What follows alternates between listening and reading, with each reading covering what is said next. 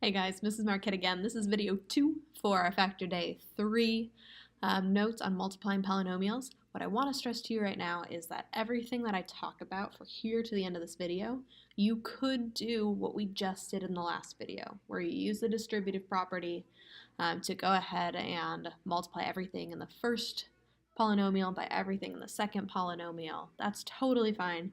What I want to show you right now is just some special products and patterns that come up a lot. So if you want to use these, you definitely can. But remember that you can always use the other way. So I have these special products and patterns. When you see A and B and B, all this means is that A, the first slot of your first polynomial, is the same as your second slot of your first slot of your second polynomial, and same with the b's. That just doesn't have to be a b, but that could be like the number 5 is in both of those slots, or x is in both of those slots. So we're going to look for kind of like this form of a plus b, a minus b. And then we take and say, well, if that comes up, then whatever's in the first slot is going to be squared as our first term, and whatever's in the second slot is going to be squared as our second term. That's going to be the same for all of these. If I have a plus b squared, I start with the first slot squared. I always have the number 2 times a times b. And then the last slot squared is going to be our last. A minus b squared, the only thing that changes here is that negative in front of my middle term. And then cubed gets a little more complicated. We've got a first slot cubed, 3a squared b, 3ab squared, and b cubed. So we'll see how this plays out in all of these coming up. So the first one is x plus 3, x minus 3. So we know that a and a, that's x and x, b and b, that's 3 and 3, and we've got a minus in the middle. So this kind of goes with our pattern. So the answer is going to be whatever's in the first slot squared minus whatever's in the second slot squared, or a squared minus b squared. Here our a equals x and our b equals 3. Those are the two things that are in those slots. So for a, I'm going to put an x. For b, I'll put a 3. If I simplify, this becomes x squared minus 9, and that is our answer. Just to show you that this will still work if you do our foiling, x plus 3, x minus 3. If I multiply x times x, that's x squared. X times negative 3 is negative 3x. Positive 3 times x is 3x. And then positive 3 times negative 3 is a negative 9. Notice that I get an x squared. My negative 3 and my positive 3 cancels out. So I get a 0x and a minus 9. That will always, always happen, that middle term, that x term, is going to cancel out because I have one positive and one negative, which is why this pattern works. So our answer is just x squared minus 9. The next one is y plus 4 squared. I have a pattern for something plus something else squared. So here, the thing that's in my a slot is y. The thing that's in my b slot is 4. So let's follow this pattern. I have a squared plus 2ab plus b squared. Now we just fill in all of those pieces. A is y, b is 4, and b is 4. So I can simplify. I've got y squared. 2 times y times 4 is 8y, and then 4 squared is 16. So my final answer is y squared plus 8y plus 16. Again, you don't have to use this method, but if the pattern thing, if you kind of like plugging in puzzle pieces where they go, this will work for you. Okay, 2x minus 1, 2x plus 1. Which pattern is it? It looks like it's one of these, where I've got a plus b, a minus b, because the only thing that's different here is my minus and my plus. It doesn't really matter that they're in opposite order. So a is my 2x, b is a 1. So my final answer will be a squared minus b squared. A is 2x, b is 1. The only thing to be careful here is that my squared on my first term has to go to both the 2 and the x because of my power, my product of powers property. So 2 squared is 4, x squared is x squared, minus 1 squared is 1. So final answer, 4x squared minus 1. This is when I would maybe star just to be careful on yourself for squaring that whole term 2x.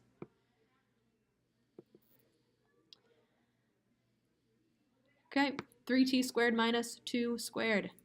I've got a plus b squared, and actually this should be the minus 1. So if you look above your minus, the only thing that it changes is that this should be a minus. Okay. So I see that my a is equal to 3t squared. My b is equal to 2. So my pattern says I've got a squared minus 2ab plus b squared. All right, we're plugging in a of 3t squared. We're plugging in a again, 3t squared. We're plugging in b, which is 2. And we're plugging in b, which is 2. Simplify it down. Remember that the 2 has to go to each piece, so 3 squared is 9. T squared squared, I multiply those powers. I get 4t to the 4th. Then when I multiply, this time I've got to do a negative 2 times 3 times 2. 2 times 3 is 6, times 2 is 12, so I get negative 12 t squared. And then plus 2 squared, which is 4. I'm going to hold just a second for you guys to look at that one.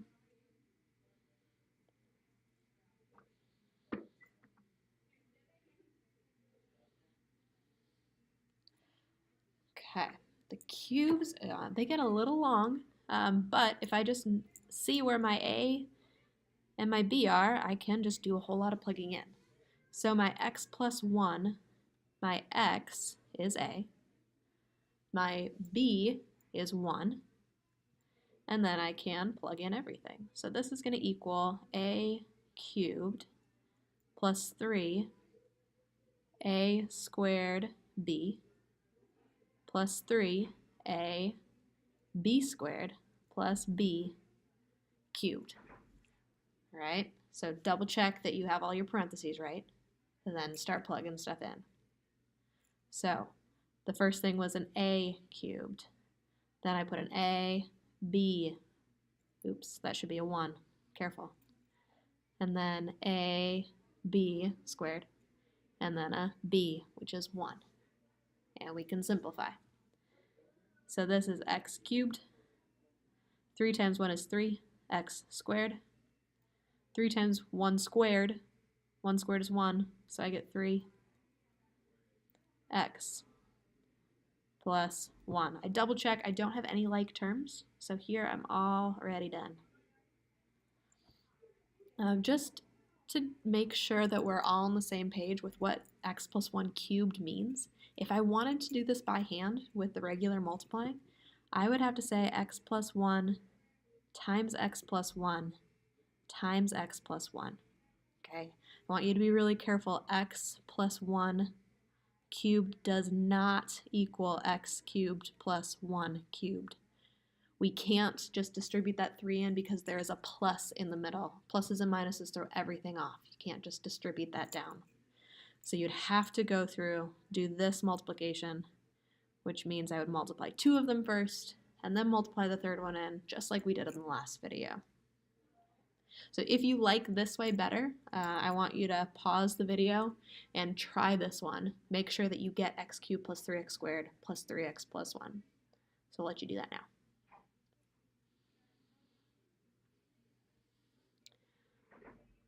Okay, we've got another square or cubed guy. So I'm going to move this over for us.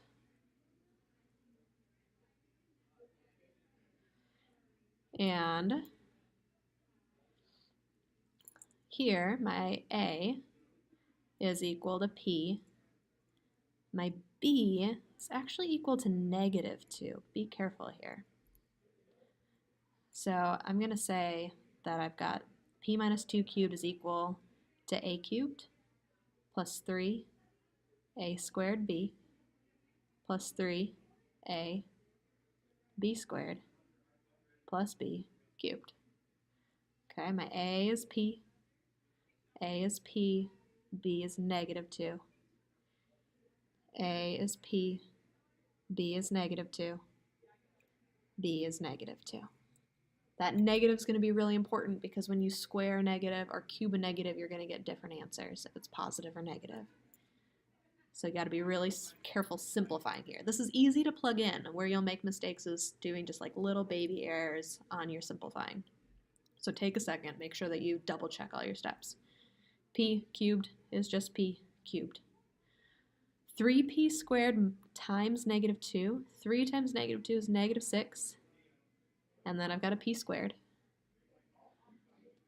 3P times -2 squared. -2 squared is 4.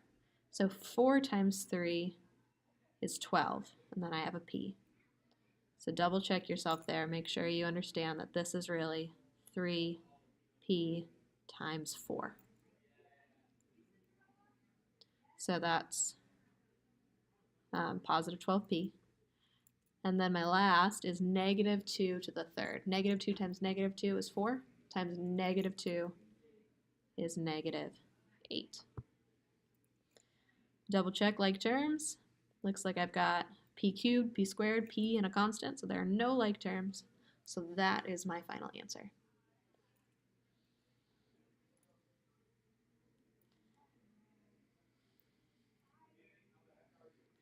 (4n plus 5 times 4n minus 5). This is a plus B, A minus B. If you look above, my final answer will be A squared minus B squared. That's the pattern. So here my A is the thing in the first slot, 4n. My B is the thing in the second slot, which is a 5. Okay, how I knew this was going to be that pattern is that they're exactly the same except for the plus and the minus in the middle. So if I've got A squared minus B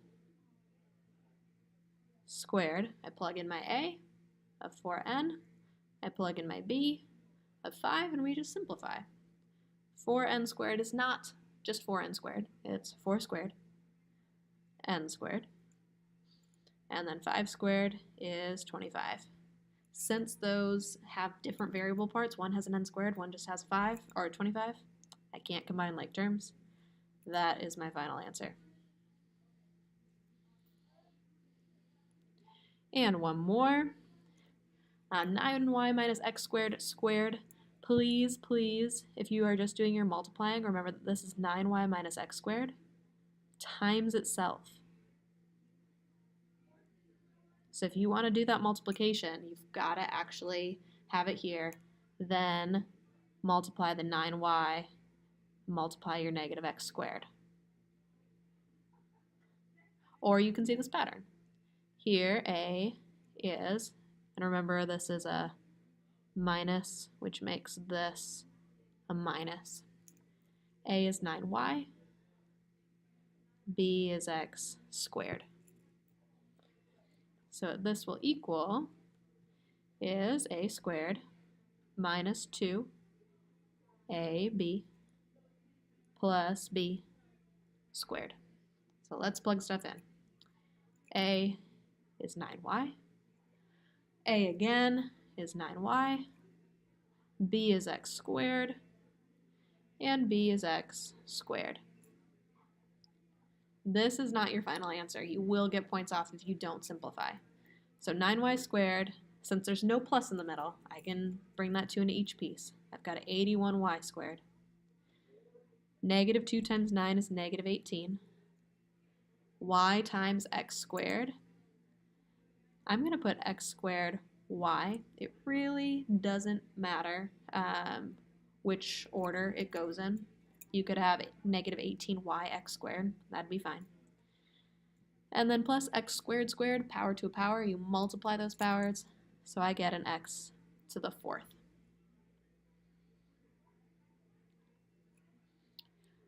If you went through and actually did your multiplying here, if you just did it, 9y times 9y is 81y squared. That's what we get here. We would get a negative 9x squared, or x squared y, a negative 9yx squared, and a positive x to the 4th. Negative 9x squared y and negative 9x squared y is negative 18x squared y. And then x to the 4th is our last piece. So those are special patterns. Again, if you did all 8, or 1, 2, 3, 4, yeah, all 8 of these using our regular multiplication method, that's great for me. But if you like the patterns, these will be given to you on your guide for your test. So you don't have to memorize them, you just have to know kind of how to plug things in. Have a great day. See you guys later.